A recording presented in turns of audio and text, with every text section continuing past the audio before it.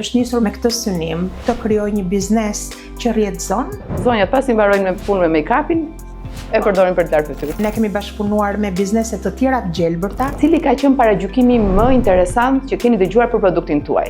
Nuk e ble njëri.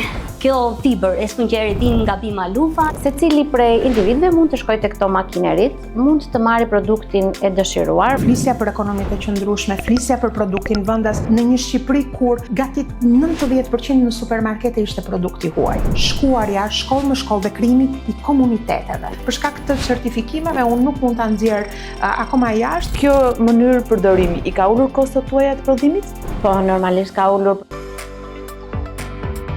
Sot flasim për Green Queens, jo sepse mbajnë kurora, por sepse marrin vendime të vështira, nga ferma deri te konsumatori dhe mbështesin një ekonomi e cila është në tranzicion, sigurisht, por është tranzicion i gjelbër. Çmimet Green Queens janë në fakt një projekt i zhvilluar nga Bashkimi Evropian që mbështet zonjat të cilat kanë investuar dhe vazhdojnë të investojnë pikërisht në këtë qasje ekonomike. Projekti është i mbështetur nga Bashkimi Evropian nëpërmjet projektit EU for Green Gen dhe sot jemi në studio me mbretëreshat. Nuk do duket një emision i cili dedikohet vetëm zonjave, sepse në fakt të njëjtin efekt do të kishte dhe po të kishim 3 mbretër të gjelbër, dhe ndoshta do t'i kemi. Jemi këtu me zonjën Dhurata Thanas dhe zonjushën Ina Fasko, të cilat vinë të dyja nga jo vetëm nga çmimet, por edhe nga një punë kolosale e zhvilluar deri më tani. Mirë se erdhët. Se u gjetëm, faleminderit. Tani unë ju njoh produktet tuaja para se ju të merrni çmimet. Por si keni qenë ju parë se të merrni këtë çmim? Që të vlerësoheshit pikërisht për këtë, në rastin e lugës argjend, zonja Dhurata, që të prodhoni sa më organikisht, të riktheni produktet në treg, të mos hidhni, të mos krijoni mbetje. Luga që në krijim të saj, që në fillimet e saj është krijuar si e tillë, pra nuk ka lëvizur gjatë rrugës. Në rrugtimin e saj ajo ka dhënë shembullin e saj si që nga piknisja, që nga fillimi i saj është nisur me këtë synim të krijojë një biznes që rrjedhon fshatarët, prodhuesit e vegjël dhe i sjell ato në kryeqytet, në Tiranë, i përpunon në mënyrë shumë të jo vetëm qëndrueshme, po edhe me një mendim i cili duhet të përçojë edukim. Pra, këtë ka pasur si ide që në fillimet e saj.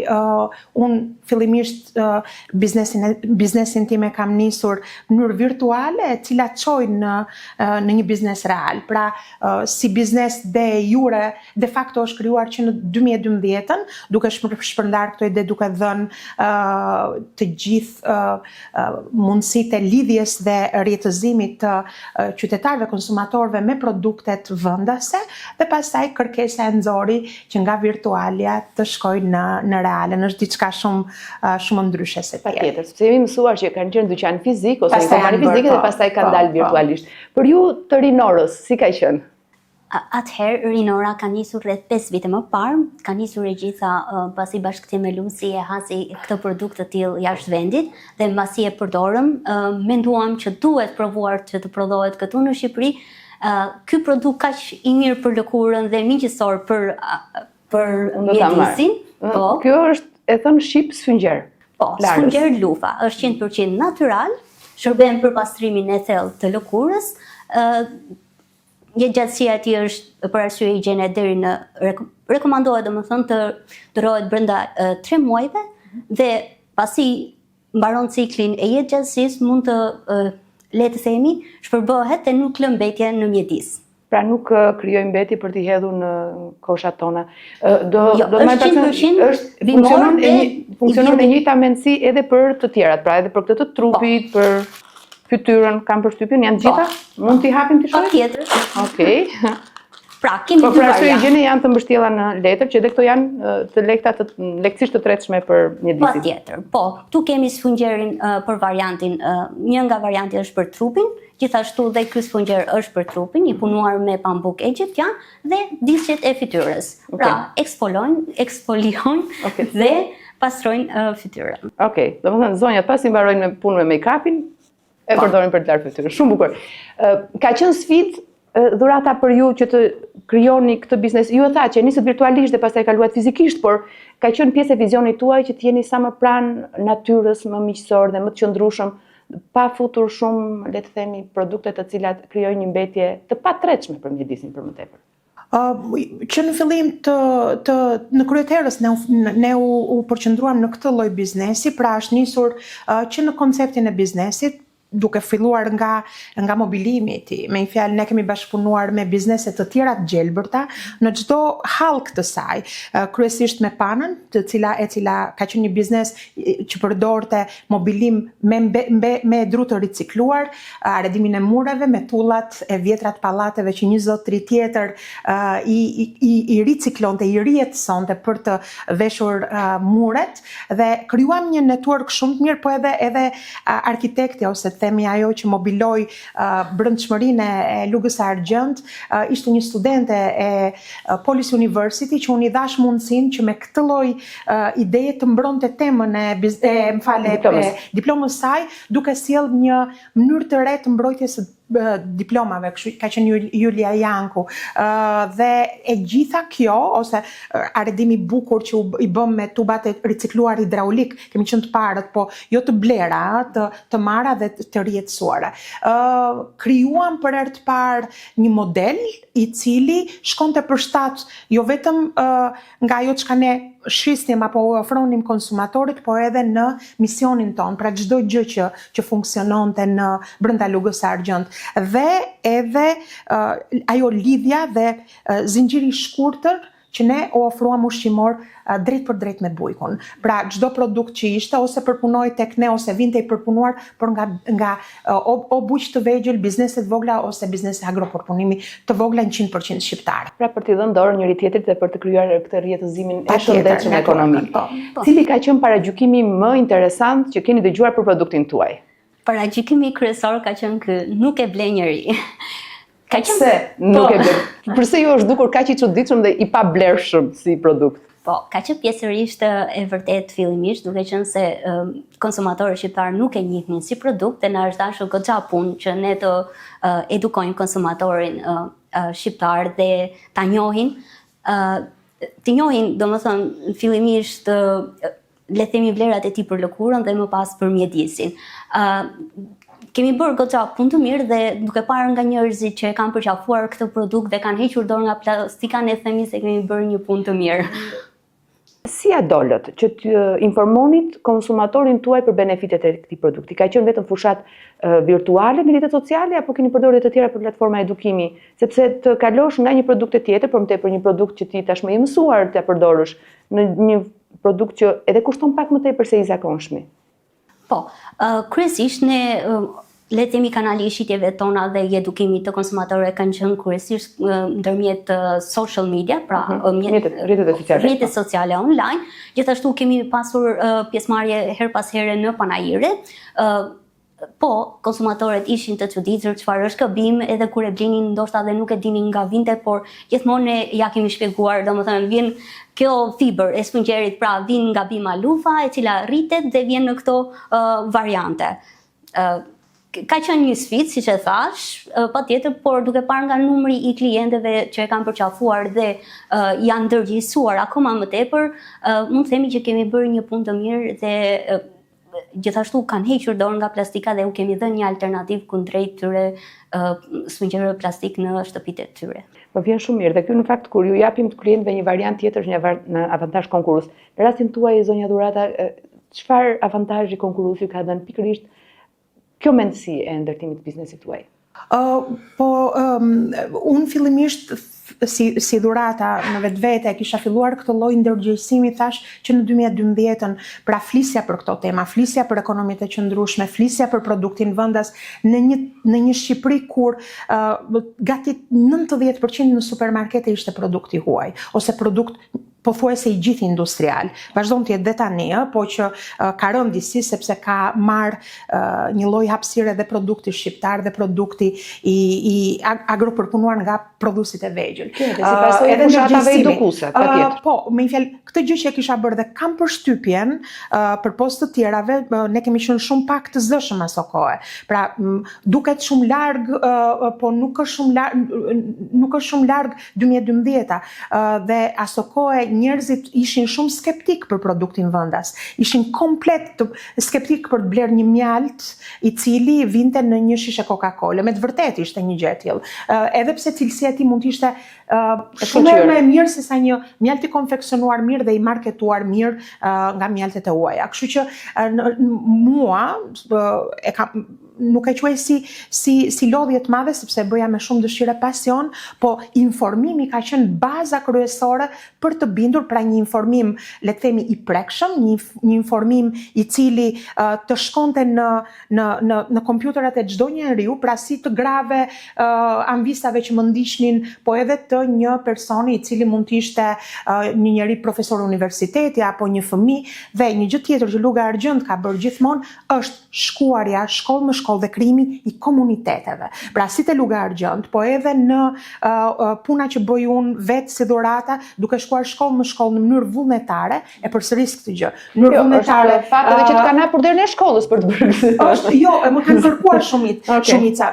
Herën e parë kam filluar te shkolla Timbiri, duke edukuar dhe duke bërë një lëvizje që quhet Food Revolution, dhe dal nga dal pastaj të gjitha shkollat në mënyrë vullnetare ku flas për mirë ushqyerjen, për blerjen e tij nga prodhues të vegjël, nga prodhues të cilët janë shqiptar dhe krijimin e këtij networku të besueshëm, sepse jo çdo gjë shqiptare. Kush ka qenë paragjykimi, të paktën kur keni bërë mobilimin? Paragjykimi gjithmonë ka qenë që një pjatë fjalavien e marr, sepse unë prodhoj pasta shumë apo produkte shqiptare brumi. Një pjatë tagliatelle me gorgonzola është më e mirë se çdo gjë tjetër, ndërkohë që kur ne ofruam jufkat e Dibrës me djathin e mishavinës, malësisë madhe, e panë që ishte një mrekulli. Që janë edhe produkte të regjistruara si tregues gjeografik? Po, si tregues gjeografik, me specialitet tradicional i garantuar mishavina, që ka filluar puna që në 2012-ën, unë kam qenë pjesë e kësaj pune, e deri më sot që e kemi në përtavolinat tona të certifikuar. Kështu që rrugtimi nuk është revolucion, është evolucion, është dal nga dal duke punuar si në ana virtuale, edhe nga ana praktike çdo ditë në punë. Ina, ajo që është kryesorja në një biznes është të reduktojmë kostot në mënyrë të tillë që të kemi dhe një fitim të qëndrueshëm. Në rastin tuaj si ka funksionuar?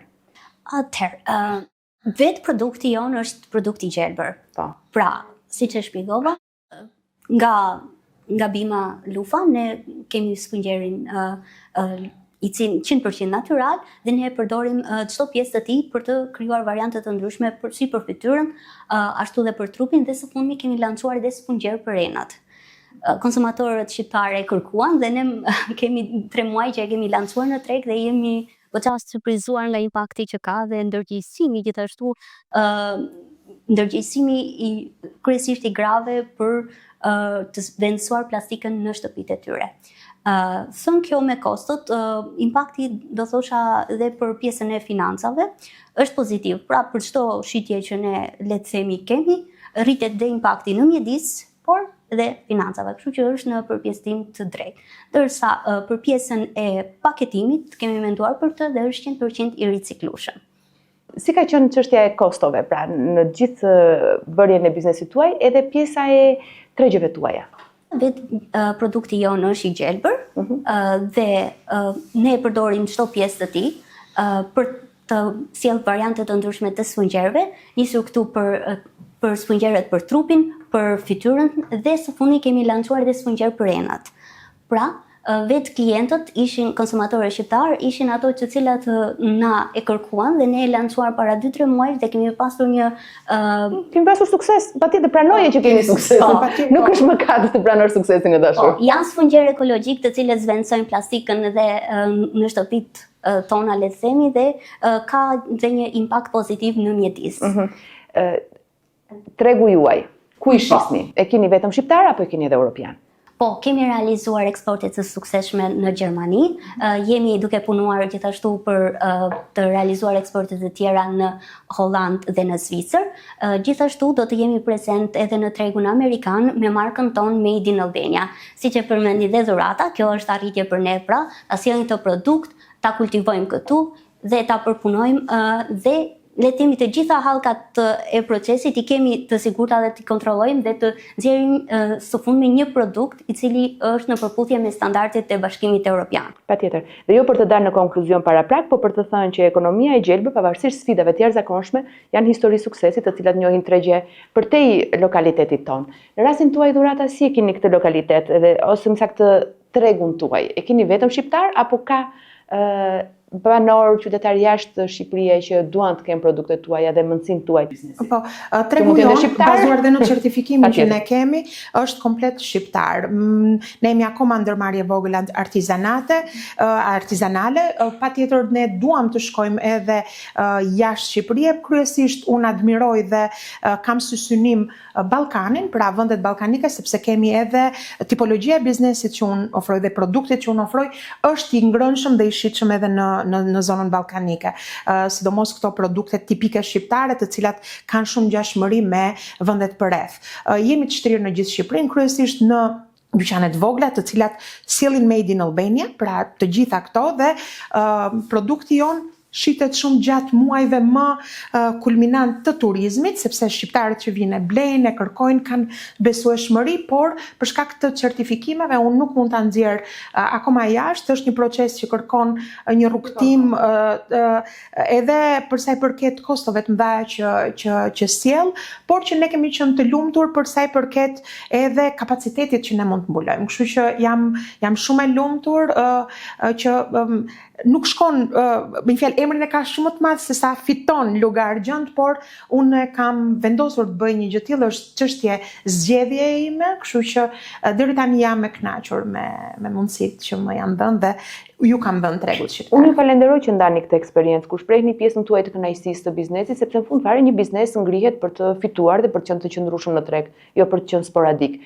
Në rastin tuaj sa e vështirë ka qenë? Ju e shprehet sfidat, të gjitha vështirësitë, certifikimet, por kur vjen puna për të bindur konsumatorin tënd që të blej produktin tënd, si ka qenë kjo sfidë? Thash, unë jam nisur me një këmbë, le të themi, më përpara, sepse këtë një lloj besueshmërie në edukimin e kam dhënë. Është edhe ky kapacitet që unë kam si jam agronome, jam inxhinier agromjedisi, më pëlqen ushqimi, merrem me kulinarin, pra kam një rrjet kapacitetesh që mund ta bind deri diku konsumatorin, por nuk është i vetëm. Nëse ai produkti nuk e pëlqen edhe e shikon, është shumë e vështirë të ecësh përpara dhe ajo rënja është si rënje e lirë pastaj si biznes. Kështu që duhet punoj fort edhe në mbajtjen dhe në cilësinë e produktit, i cili, siç thash, në qoftë se bëhet me sinqeritet. Dhe kur them sinqeritet, jo vetëm ai që ti vë për produktin në seriozitet që je, por edhe sinqeritet në atë çka ti përçon tek konsumatori ose bashkëprodhuesi, mua më pëlqen shumë kjo fjalë. Kur ai bëhet bashkëprodhues me ty. Pra, të jep vërejtjet e tij dhe ti ja kthen mbrapsht me një produkt më të mirë. Kjo ka qenë ajo, si thua, hallka më e mirë nëse mund ta quajmë sukses, sepse unë qysh suksesi për mua është gjithmonë ti shkon drejt saj, është një si punë e mirazhit e quaj. Ti ecën, është një rrugtim që mund edhe të gabosh.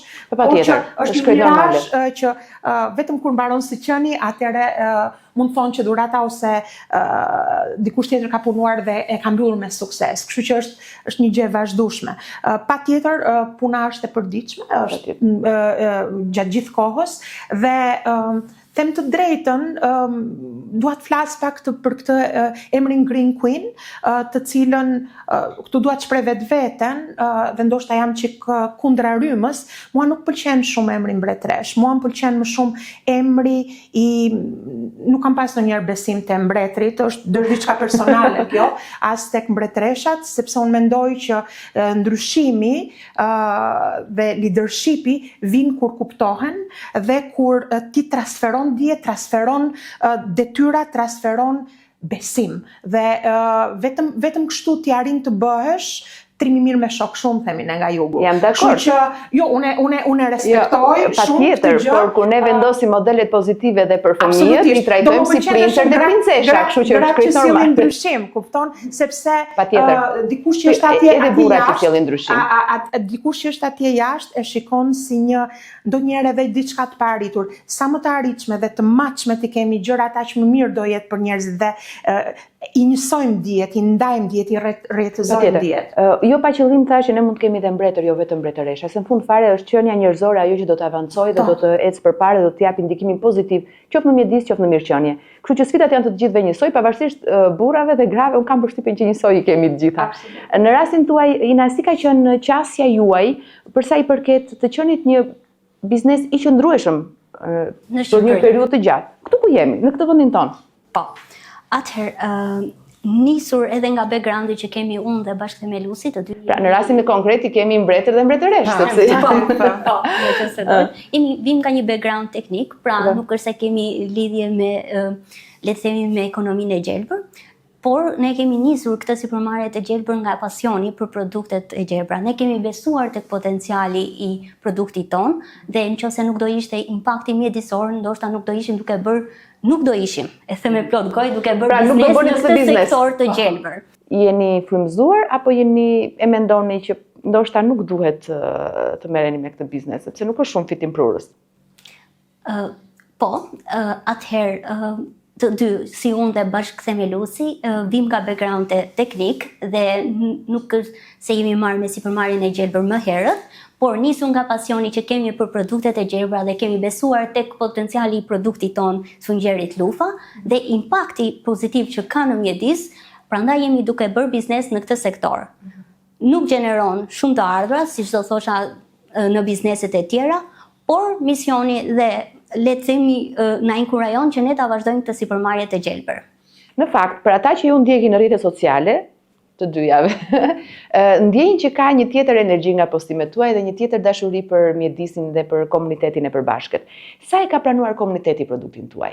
Me ju dhurata.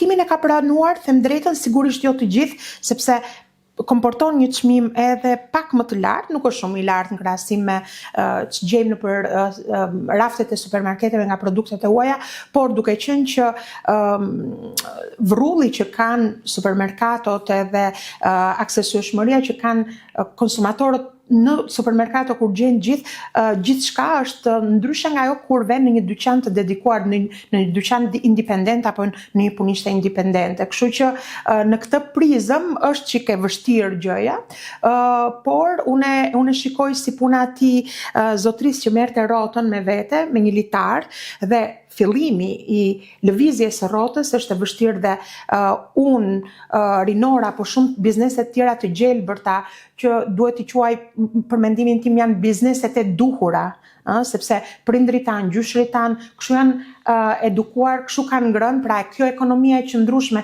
që flitet tani është bërë shumë përpara. Tani po kthehemi në një farë mënyrë në identitet. Pra jemi ata që po treqim këtë rrotë, e cila është shumë e vështirë dhe kur ecën pastaj ecën mirë dhe sjell vetë të tjerë me vete. Dhe në qoftë se ne kemi edhe partnerë të tjerë me vete në këtë ekosistem, biznesi, do jetë më e lehtë, çmimet do bien, do jenë ato që i meritojnë dhe të gjithë hallkat e sektorit ku punojnë njerëz të marrin dinjitetin e duhur. Dhe tek ky grup i njerëzve që mbështesin janë edhe donatorët, të cilët ju përveç se ju dhanë çmim, por ju kanë mbështetur dhe her pas here. Në rastin e Rinorës si ka qenë mbështetja nga donatorët, jo vetëm nëpërmjet çmimit, por edhe le të themi hapave të tjerë që ju keni ndjekur, qoftë me trajnimet, qoftë me mbështetjen financiare apo me udhëzimet. Atëherë, për hir të vërtetës, nuk është se kemi marrë shumë investime. Ajo çfarë ne kemi ngritur ka qenë fal kursimeve dhe të themi, kemi investuar vetë në mënyrë her pas hershme.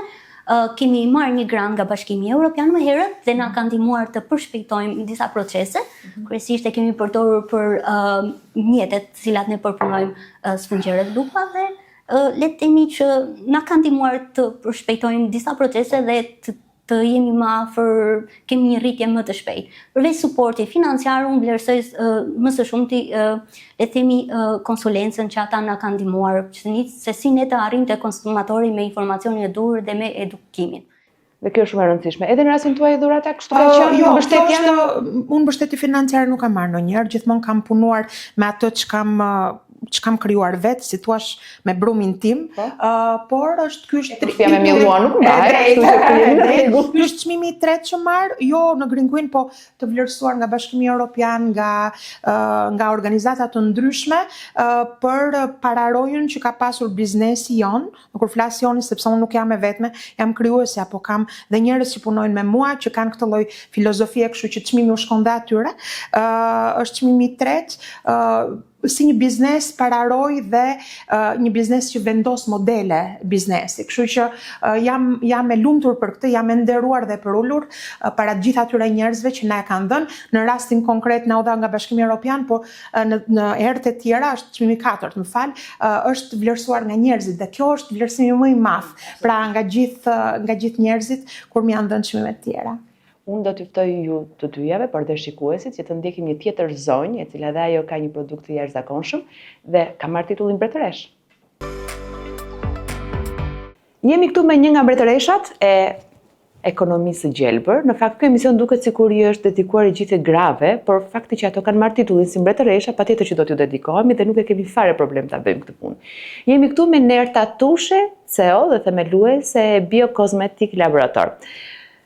Jemi në një zyrë kur do të flasim për produktet e saj, por ka dhe një laborator distanca e largët nga zyra për të shpjeguar atë që prodhohet në Shqipëri dhe u eksportoka edhe jashtë territorit shqiptar. Nerta, faleminderit që pranuat këtë intervistë edhe që do të flasim për disa produkte ku personalisht duhet ju përgëzoj për faktin që ju i prodhoni këtu dhe njihni dhe tregun evropian. Që të njohim edhe shikuesit, çfarë prodhoni ju konkretisht dhe që jeni dedikuar kozmetikës? Si fillim të falenderoj shumë për ftesën, ishte shumë kënaqësi. Ne jemi një laborator kozmetike organike, prodhojmë produkte që janë dedikuar kujdesit të lëkurës, të flokëve dhe të trupit. Prodhojmë produkte për fëmijët, konkretisht kemi shumë linja të cilat janë të eksportuara në tregun e jashtëm, por dhe në tregun vendas, të cilat janë dedikuar fëmijëve, flokëve dhe lëkurës të fytyrës. Me produkte që janë të padëmshme, janë pa efekte anësore dhe janë shumë shoqërore me mjedisin, pra jemi munduar që të mbajmë një status shoqëror me mjedisin. Çfarë prodhoni ju konkretisht, ku ju tashmë keni futur edhe nocionin e ekonomisë së gjelbër, madje edhe keni marrë çmim për këtë pjesë, që ju bën ju ndryshe nga të tjerët? Ne implantuam një projekt të cilin ishim për shampot tona të ishin refill. Pra disa makineri të cilat ne kemi vendosur në qendra tregtare, vlen për qytetin e Tiranës më së shumti, është në fazë pilotimi.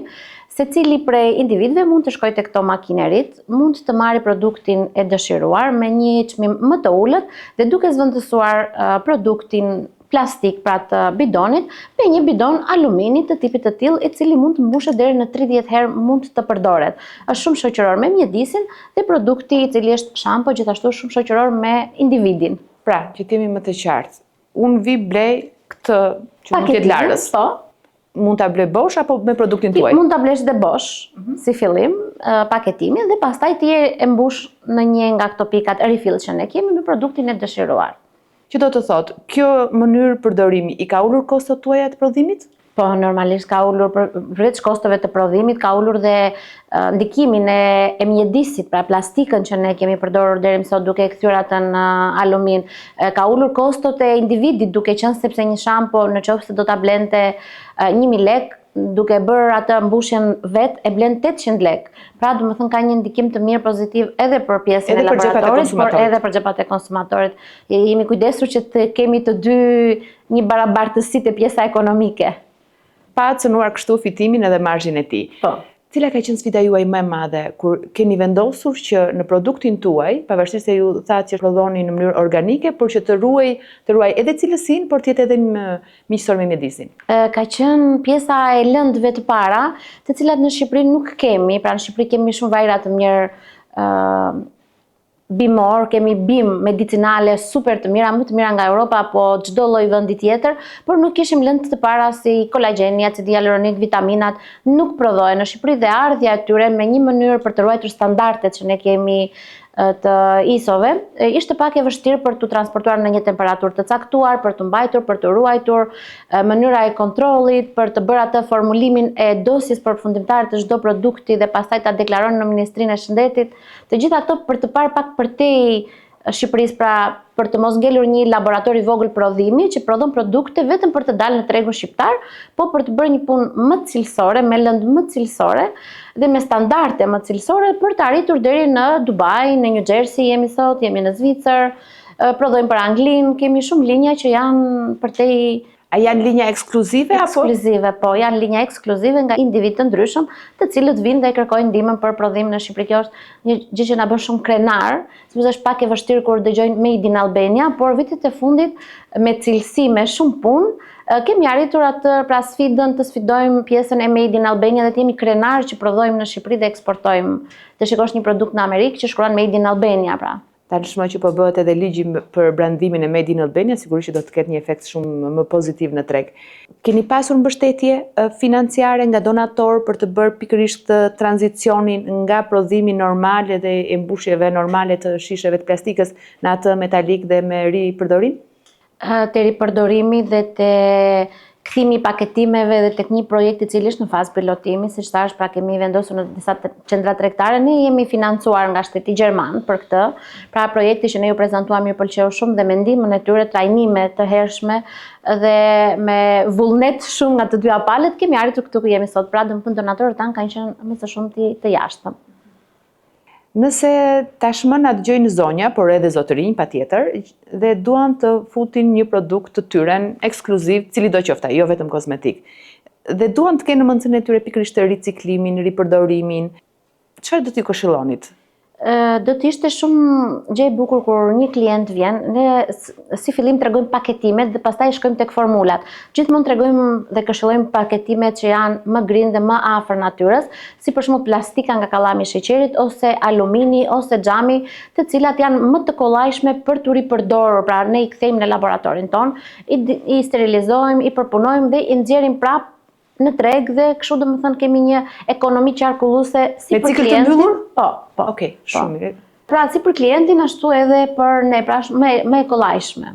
Sa keni të punësuar në kompaninë tuaj, sepse të kesh një vizion të këtij niveli dhe të eksportosh do të thotë që edhe stafi juaj nuk është modest. Në pritshmëritë tona. Në realitetin tuaj si është? Në realitet ne jemi një kompani që dominojmë tek femrat, pra jemi një kompani me 15 femra, le të themi, kemi vetëm 2 meshkuj në të punësuar. Keni 15 vajza dhe gra dhe 2 zotërinj. Është pak e vështirë për të qenë për të arritur këtë maksimumin dhe për të mbajtur një titull si Green Queen te kjo pjesa e sa i përket botës të gjelbërt, por dhe e vështirë duke qenë se ne kemi një projekt tonin të cilat kemi një shërbim klienti, le të themi, dhe shumë prej grave që kemi marrin çdo klient për të parë problematikat, kritikat mbi produktin, pra e ndjekim deri në fund produktin ton, nuk është se vetëm ne e prodhojmë, por vazhdojmë të kemi atë konceptin që ti telefonojmë klientit për të parë nëse kishte funksionin e dur, nëse paketimi mund të rikthehej dhe të riciklohej në kompaninë tonë ose të ripërdorej. Të gjitha këto e bëjmë pak më të vështirë si punë, pra nuk kemi ndaluar vetëm ta prodhojmë produktin, por dhe ta ndjekim atë deri në momentin e fundit të tij. Unë ju falenderoj për kohën edhe për produktet që keni nxjerrë në treg. Faleminderit shumë dhe ju për mundësinë që na jepni që t'i tregojmë. Me kënaqësi. Nuk po përsëris vetëm kur them që kemi mbretëresha, mund të kishim dhe mbretër, sepse puna nuk bëhet vetëm dhe zonja na i kanë treguar që pavarësisht se janë ideatorët, kanë punuar me gjithë skuadrat e tyre. Kështu që zonja Dhurata, një zonjush, një zotëri, një zonjë, po sheh tani dhe mendon që të bëjë diçka me biznesin e vet, ose mund të fillojë komplet nga e para, një ide të vetën inovative. Ju çfarë do t'i këshillonit? Patjetër që të hap këtë lloj biznesi, pra biznes qëndrueshëm, sepse këto lloj biznesi nuk janë strategji zhvillimi, janë mënyra jetese. Mendoj që e gjithë bota, apo gjithë vendet ku ne jetojmë këtu përreth, janë duke shkruar drejt një rrugë të tillë, kështu që gjithmonë duhet mendojnë që ajo çka duhet ndërtojnë nuk duhet dëmtoj veten e tyre në radh parë, po ashtu dhe mjedisin. Kështu që kjo është ajo çka unë u them dhe të tjerëve, shikojeni me shumë vëmendje këtë lloj biznesi për të me një fjalë këtë lloj mënyre të bërit biznes duke patur parasysh natyrën, veten dhe të ardhmen e fëmijëve. Patjetër. Në rastin tuaj, Ina?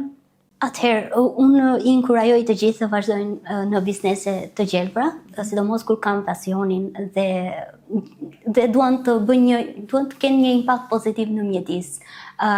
Nuk ka për të qenë një rrugë e thjeshtë, do thosha, nga eksperienca. Vjem dakord të gjithë.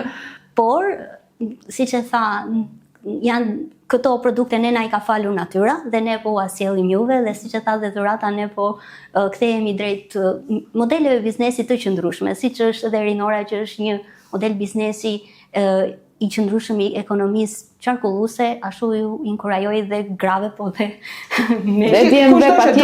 të rinjve, patjetër të angazhohen dhe të ndjekin idetë e tyre. Ju bën kjo punë të ndjeni lidera përveç titujve, se titujt merren nga projekte, faleminderit. Lider të bën? Po, patjetër në një farë mënyre, sepse kemi patur fatin të jemi të parët, ose të thuash së bashku me shumë të tjerë, të jemi të parët që të kemi këtë lloj ndjeshmërie dhe patjetër por ne mësojmë edhe nga ata që vinë mbrapa, sepse procesi i të ecurit përpara gjithmonë mësim në çdo ditë të jetës sonë. Edhe në rastin tuaj? Po. Ndihesh lider? Ndihem lider dhe më vjen mirë të frymëzoj dhe të rinjt dhe inkurajoj të gjithë që ta angazhojmë.